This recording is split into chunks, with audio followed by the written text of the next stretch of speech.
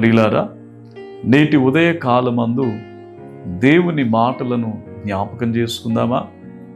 నిర్గమకాండము 5వ అధ్యాయం 2వ వచనాన్ని మనం చదువుకుందాం. ఫరో, నేను అతని మాట విని ఇశ్రాయేలీలను పోనిచ్చుటకు యెహోవా ఎవడు? నేను యెహోవాను ఎరుగను, ఇశ్రాయేలీలను పోనీయనెను.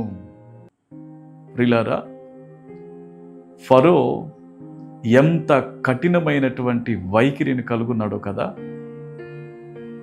ఎంత అహంభావంతో, ఎంత గర్వంతో మాట్లాడుతున్నారో చూసారా ప్రియులారా?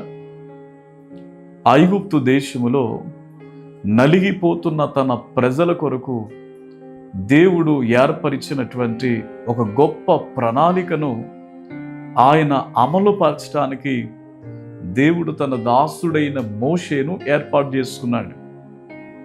మోషే ప్రియులారా, వెళ్ళి అడుగుతున్నప్పుడల్లా ఎంతో భయంకరమైనటువంటి గర్వంతో కూడినటువంటి సమాధానాలు మోషేకి తెలియజేస్తున్నట్లుగా మనం చూస్తూ ఉన్నాం.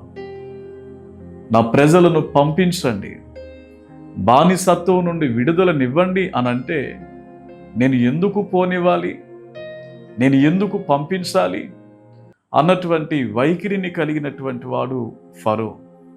కానీ ప్రియులారా, అటువంటి కఠినమైన వాణ్ణి కూడా దేవుడు అణచగలిగారు అంటే ఆయన ఎంత శక్తిమంతుడు!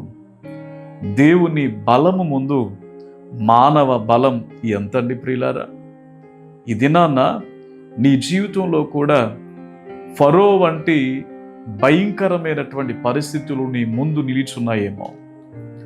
ఇశ్రాయేలీలను ఐగుప్తు నుండి బయటికి వెళ్లకుండా చేయడానికి ఫరో ఎంత ఆటంకంగా ఉన్నాడో, నీ జీవితంలో కూడా ఫరో వంటి పరిస్థితులు ఎన్నో ఆటంకాలుగా మార్చబడ్డాయేమో. మీకు విషయం తెలుసునా ప్రియులారా? నీ ముందు నిలిచి ఉన్న శ్రమల బలం కంటే, నీ ముందు ఉన్నటువంటి కష్టాల తాకిడి బలము కంటే కూడా నీవు సేవించుచున్న దేవుడు, నేను ప్రకటిస్తున్న దేవుడు బలవంతుడు అని నువ్వు గమనించవలసిన దానివై, గమనించవలసినటువంటి వారివై మీరున్నారు. ప్రియులారా, ఈ దినాన మనం ప్రభు వైపు చూచినప్పుడు మన ముందున్న ఆటంకములన్నిటినీ ఆయన లయపరచగలడు.